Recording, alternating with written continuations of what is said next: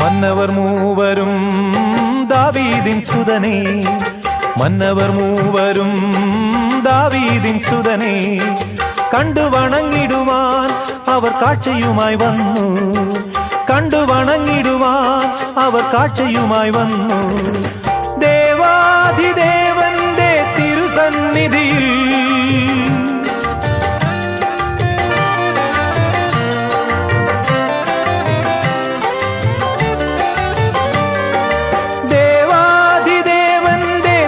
സന്നിധിയിൽ അവർ കാഴ്ചകൾ വെച്ചു വണങ്ങി. യഹൂദിയായിലെ ഒരു ഗ്രാമത്തിൽ ഒരു ധനുമാസത്തിൻ കുളിരും രാവിൽ രാപാർത്തിരുന്നു രജപാലകർ ദേവനാദം കേട്ടു ആമോദരാ.